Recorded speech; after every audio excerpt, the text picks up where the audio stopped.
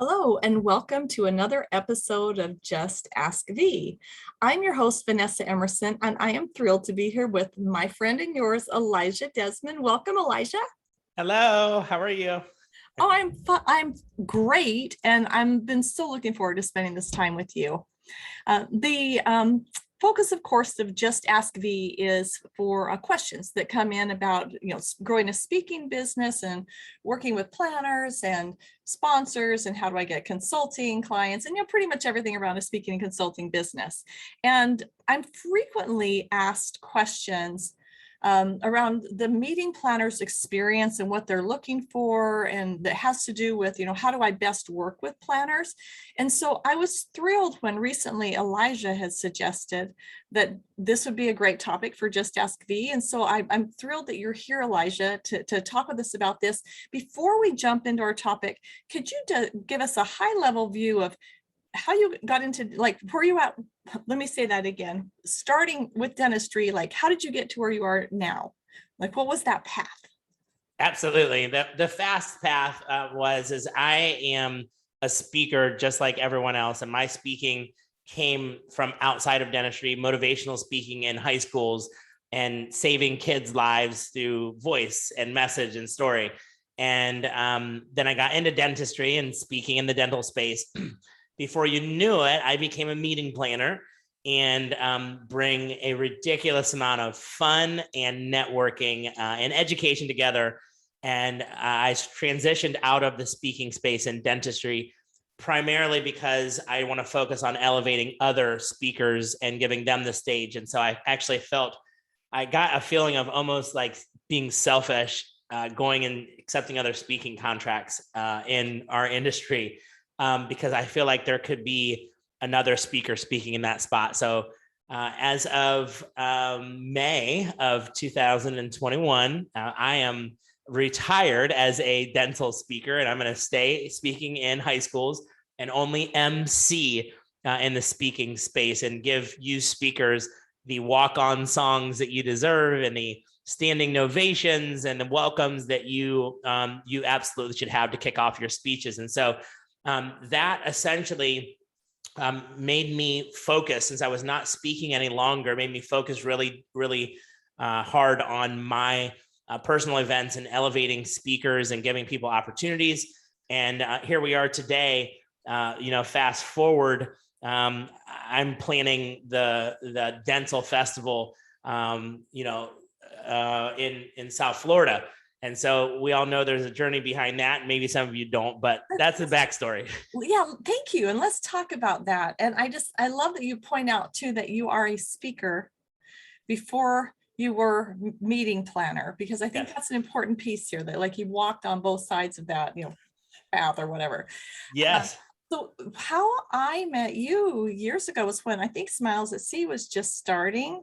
Yes. And then of course we have Dentistry's Got Talent, and now we have the Dental Festival. Can you tell us a little bit more about what as it relates to speakers and consultants that are listening, and what is this empire of meetings that you're creating? Tell us more about that. That's a great question. Well, it stems from me starting as a speaker. I remember that, whenever I started out speaking for Invisalign in about 50 cities, then Straumann, and then I went independent. And as a speaker, I felt I would go out to meeting planners and I would say, I would love to speak at your event.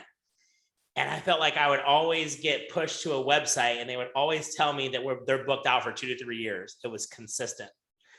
And I wanted to never be that person that would say, go to the website and apply, right? Or we're booked out for 2 to 3 years. And there was a feeling inside that it wasn't that good. And in my mind, I'm thinking I will light up your stage, and, but the thing is I created a meeting and it got big on a cruise ship, and so many people were coming. And before you know it, I developed this a massive amount of people that were coming to the website and applying. And I got all these friends in the dental space. And before you know it, they'd hit me with a magical question. Can I speak on your cruise? Yeah. You got an extra room? And I would have to tell them, unfortunately, there's only 8 rooms and this cruise is booked out, but I have a cruise and it's next year at the end that you can apply online for. And I'm like, oh my gosh, I've become that meeting planner.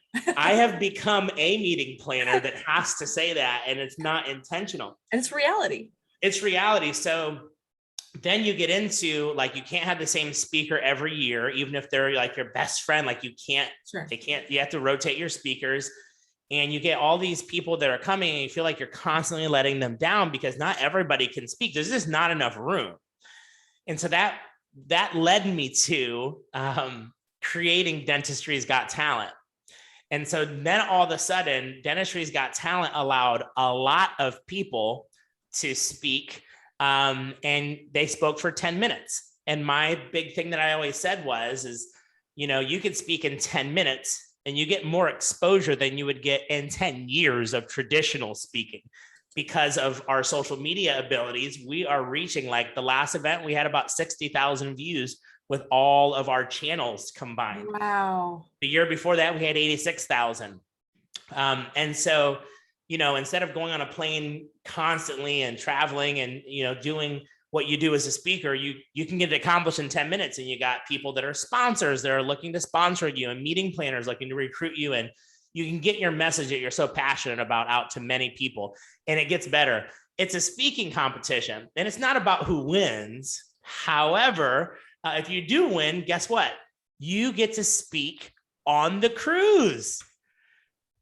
So it's like, okay, it's like all of a sudden, I don't have to be the person saying no. I can say, actually, yes, there's a way in to speak on the cruise. Win Dentistry's Got Talent, and by default, you get a contract to speak on the cruise. So that's how Dentistry's Got Talent was created. And Dentistry's Got Talent got traction before we were, we had, I think our first Dentistry's Got Talent, we had about 16 speakers. Then we got 20. Then we had 25. Now we have 50. And we had 50 the last two times as well. And so now we're actually bringing it down to like 25 or 30 for the ones going forward, just because this is too many speakers. And there's some other reasons. Jump in and say too, as a side note, that is such an amazing opportunity for speakers to do what we would call a showcase, a 10-minute presentation on their topic that gets such massive exposure. Would you say 65,000? 60,000 views. Yep. And this last one that on social media, that's incredible. What an amazing opportunity. Thank you for doing that for your colleagues, because that is a gift from your heart. I mean, really, yes. You don't get anything for that. Yes, thank you. Absolutely. And so, then that event always happened on land. Then the cruises, always happened, they were separate on the cruise. Pandemic hit. And what am I doing? My ship is docked. Yeah. So I had to. All of our ships were docked. I know. Right. And I refused to do this virtual thing. So I didn't pivot well. And so anyhow, I said, okay, I got to do something different. And so we created the Dental Festival. So what the Dental Festival is all about collaboration and community. So I believe that 1 + 1 = 11, not 2, not 3, but 11. And essentially you have all these different meetings that happen different places across the entire country, and different times and different places. We bring them all together to one location. And in this location, these conferences still happen. They have their own feel. They have their own vibe. They're in a big conference space with their own stage. But in the evening time, we all get together, all the conferences. And then at nighttime, we all have a big party together. And then there's one central vendor hall. And so it's a very unique experience for everybody involved. And now here's the really cool thing for speakers. When the application's open, it's not yet, but for speakers, you actually can apply once and it gets pushed out to about 20 different conferences. And so that's really awesome. We have our next. Very awesome. Yes. So we have our next event coming up in October. But that's essentially the evolution of where we've came from the meeting planning standpoint. And I've always been just completely out of the box. I don't ever want to do anything in the norm. I always want to be, zigging when everybody else is zagging and coloring outside of the lines, and it's fun, and just kind of create my own path over here, and bringing everybody along that will accept me, like you so graciously have Vanessa, and collaborating. It's what it's all about. And thank you. And we know that about you, and we love that about you. And I think really what's happening is more and more people are being fully transparent about, this is who I am, and this is my vision, and this is how I would like to do it. And it's very inspiring, and freeing for all of us to lean into. There are people out there that will want to come to certain meetings based on the vibe, and you definitely are creating a vibe. So let's talk about the experience as a planner and what you've learned. So you've been both a speaker and a planner. And similarly, for me, I've been planning meetings for a lot of years too, and also speak. And so I can see, we're sitting like on the fence, right? I can see both sides of that fence. And there have been some realizations that I've had as well about what would help us speaker be able to cement a really strong relationship with their planner. And I was hoping that you could share with us some of the tips, a few of the top tips that your experience has shown you. Absolutely. And maybe this may be for a different one, but I also tell you experience as a speaker, experience as a planner, but also experience as a sponsor / vendor. For sure. So there's all, another one. Great one too. Yes. We'll do it. Okay. You heard it here first. We'll do another podcast. Thank you. Yes, absolutely. So I'm going to say like the top tip, and I'll end these tips with another, I would say top tip. They're fighting for 1 and 2 spot, but number 1 top tip is communication. Oh my goodness. It is by far the number 1 thing for me as a meeting planner, and I speak with a ridiculous amount of other meeting planners. It's communication. And when I say communication, text messages, emails, phone calls, being accessible. And so as a meeting planner, getting your things on time is like so crucial to everything. And speakers sometimes just don't realize that you may be the last person to turn in your course title, summary, learning objectives, right? Your headshot. And we can't launch a website. We can't launch our marketing materials. We can't do what we need to do to put butts in the seat until you complete this. And so if you have this as your unread message on your email that you're just going to get to as a last priority, that is going to make it so you probably don't get invited back. Even if you can be the best speaker ever, if you are so difficult to work with from a communication point, that is a way to not get invited back. But let me tell you a way to how to get invited back. The contracts sent back right away. Mm-hmm. The course objectives and titles filled out and put in right away. We create complete marketing packages for our speakers. And what I mean by that, custom landing pages, a ridiculous amount of custom photos with you as the center of focus, right? We create the copy. And what is copy for people who don't know? It's what you post on social media with your picture, right? We have a team that we pay to make an entire landing page just for you, right? And so we build all of these things. And what happens is my team, we text message and we email. So we'll send a group text message. And what happens is they actually attach me on that group text, right? So what happens is these people are spending so much time creating all this beautiful content, and we can see who responds and who doesn't respond. And so communication is everything, right? That's the top tip. So being on time, making it so it's a priority is huge.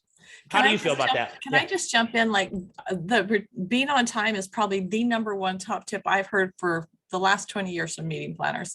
So that lets you know that there's a problem out there if we're still hearing that. And thank you for your advice on that. Yeah. Yes. And then the next thing is completing your application and actually taking the time to complete your application as a speaker. And so we get well over 100 applications each time that we host an event. Wow. And every time that we are hosting an event, the first thing that we do when we're going through the applications is we automatically get rid of the people who don't follow the directions. So sometimes we'll say, submit your name, and it says DDS. What in the world? Nobody said anything about submit your credentials. Submit your name. No name. Submit your course title. I'm not sure yet. Well, why did you apply? Right. Oh, this is valuable. Yes. Submit your course objectives. Now, this is a course I think that should be done by Sandra Berger, because she's great at this, but there's specific course objectives that need to be written, and starting with specific words. And a lot of people that are not in the speaking world just don't have any idea. For sure. Sometimes what's submitted as course objectives is an entire summary. Yeah. Well, that's called your course summary. Yeah. It's not called your course objectives. Course objectives are, bullet points, being able to understand something by the end of your course. I actually teach this, Elijah. I teach this in my speaker packet creation when we create speaker packets, and the bottom line was that it's been mandated you have to use a measurable verb, and there is a certain way to write your bullet points. Exactly. Yes.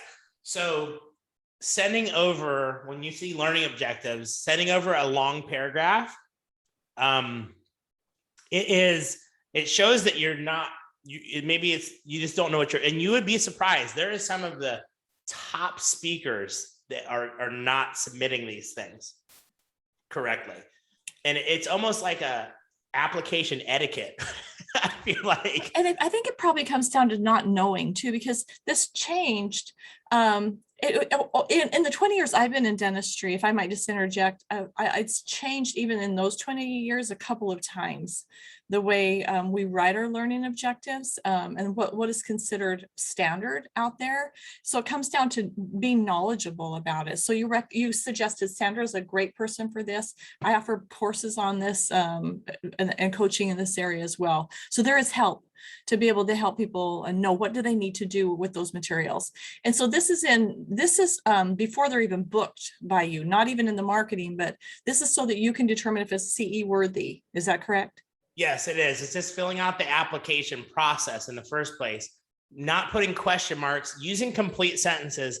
Look, I am not the best at spelling or grammar. I first to admit, I'm a millennial, spoiled from an iPhone, voice texting things. I'll admit it.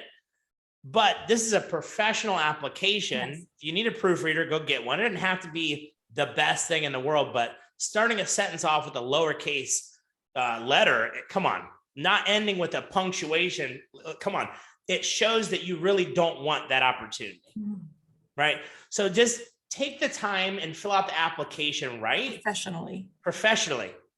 Fill it out, like show us that you really, really want it. And so that's super, to me, that is line, right? Isn't it? It's about understanding how you guys are going to interpret, any meeting planner, how they're going to interpret. So we might be in a rush, and a lot of speakers and consultants are flying, like literally flying, without someone to help them. But I think that's such a good point about just slowing down, proofreading it, making sure it really represents you well, because you're absolutely right. We're in the day and age where it doesn't matter on this device. You can just say, it's like typos, whatever. We're like, try to figure out, I think that's what they meant. And nobody cares. But in this situation, this is a very different vibe, very different feel. Yes. The next thing that I have is promoting, right? From the stage. Well, no, that's another thing I have on there. No, promoting the event. Like as an event planner, I can tell you, I am so happy when people promote the event. I'm so happy. That's how the event spreads. People are promoting it. And I'm not going to say that like you have to promote it, but I really would like that. We spend a lot of time, and I'll tell you this, I promote the crap out of events that I go to. I blast it out to my email list.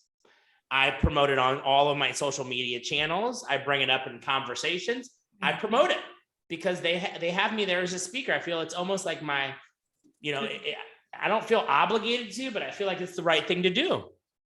And what we do is we actually create those landing pages, and we can see on the back end how many impressions that landing page has.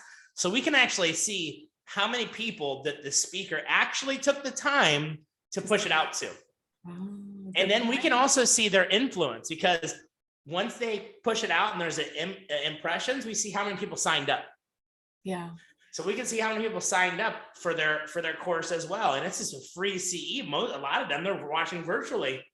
So we can see their influence, right? Like, for example, Dr. Travis Campbell. He's one of the doctors that was a speaker at Dentistry's Got Talent, and he had 970 people sign up. Wow. The crazy thing of this is there was about, I want to say 52 or 62% of people that went to his landing page signed up. That's influence. That is. That is somebody who will, guess what? He did not win Dentistry's Got Talent. But guess who's coming back and he's got a contract to speak. He was very good. Yeah. Yes. Great. And so he's going to be coming back to speak. Why? Because he's a good speaker, number one. Number two, he was so supportive and he actually cared. He responded to the emails. He took the time to fill out everything, and he promoted the event. He helped you meet your goals. He helped us meet the goals. And so whenever I see a zero beside somebody's name, it means that they didn't even try. It wasn't important to them. So promoting is very important. And I'm an event promoter, right? I'm a promoter. And that's what I do. Marketing is everything. Face it. I mean, everywhere. It's everything we do. It's marketing. Absolutely. Absolutely. Selling from the stage is a sure way to not ever be invited back.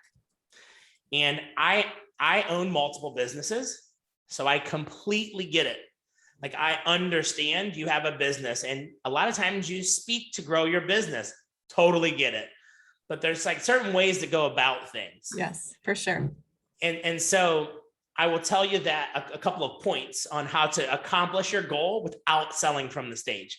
Point number one, add so much value in your speech that people come up and ask you afterwards to say, if anybody has any questions, I will be here afterwards.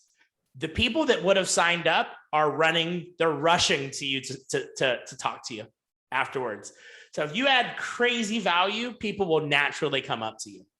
So that's the tip number one. Tip number two, make it to your bio sells yourself. Your bio should explain what you do, so you don't have to say, I own this company, right? Or I do this. Your bio should read that. That should be part of your intro. Somebody should say it for you. Next thing, talk to your MC.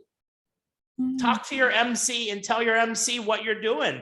Your MC should be good at not selling, but making a strong call to action about how to get a hold of you after.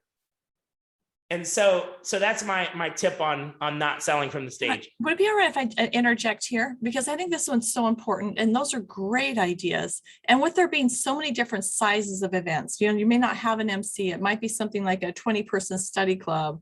That there are so many ways to plant the seed without selling. It's whether it's in your stories or if it's direct, like giveaways. And then I actually offer a workshop, Transform My Business, where we spend a couple hours going deep into all the different ways you can harvest leads and sell from the stage without selling from the stage. So selling in the room without selling from the stage. So thank you for bringing that up, because that's really super important. Nobody likes that feeling. It's icky when you're sitting there and then suddenly they go into their sales pitch. Yes. Excellent point. Last one is just a one-pager, and you create amazing one-pagers. I've seen them. I think that the best way to get like my attention, because I don't hardly see it that often at all, is just sending a meeting planner a one pager, and it doesn't need to be some crazy long, but a beautiful, well put together one pager. And this, you don't get that too often anymore. I feel like I don't remember the last time somebody just emailed me a one pager. Now look, after this, I'm gonna have probably. This was not a call for one pages. Yeah, by the way, I don't determine who's the speakers at my conference. We put that on the team. But I do have input, right? So it's very important to have the one pager and have that as, and for people that don't know what a one pager is, essentially a one pager has your course. It has a picture, get a professional photo. It's very inexpensive. get a professional headshot. Your headshot, a photo, your course, course title, learning objectives, summary, and a short bio. And your website would be nice on there, how to get a hold of you. If it's not your phone number, like I don't put my phone number on most things.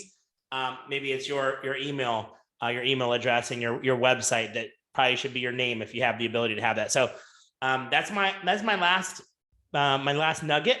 Those are awesome. And I'd love to, of course, hop off on this last one with the thought as well. I think the speaker packet is so important, and whether it's a one sheet where it's a front and back, or if you have more than one course, I mean, there's so many tips around how to create the speaker packet that also gives the meeting planner what they need for marketing, right? It makes the process faster if you have a packet. It's interesting timing, because I recently, in fact, just this morning, we finished updating my speaker packet. I just posted it today on social media. So an example. And then we also have examples on the dental speaker. We have a portfolio there with dozens and dozens of examples of speaker packets. So if anyone who's not quite familiar what or sure what format they should take, there's a lot of examples there to pull from.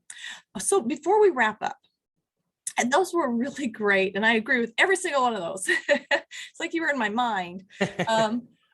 Is there any remaining one thought that you'd like to leave the speakers with about working with planners? Is there something that would be kind of a last thought?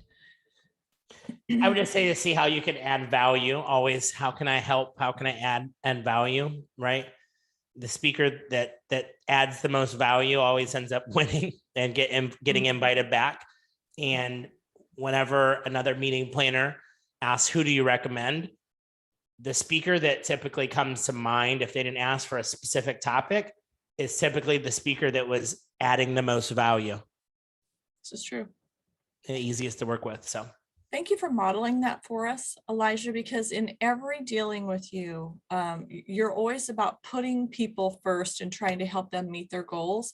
And so you've modeled that for us beautifully. And I'm just so thrilled for the success you're seeing. And the Dental Festival is, if you have not been to Dentistry's Got Talent or the Dental Festival, you have to go. It is just, I really believe you're leading our industry. I fully 1000%, I would scream that from the mountaintops.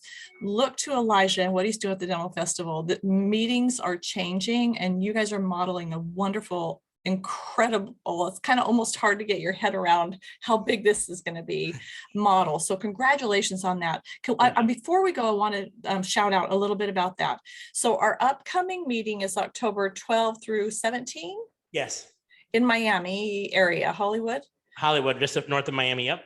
And so I'm so excited to be offering a workshop. Catherine Belt and I are offering a workshop the October 12th in the afternoon from, I think it's 1 to 5:30. It's on the website, which is thedentalfestival.com, or right now, smilesatc.com will get you to the schedule. But so that's complimentary if you have a ticket to the Dental Festival. So be sure you check that out. But tell us just a highlight of what's happening that week.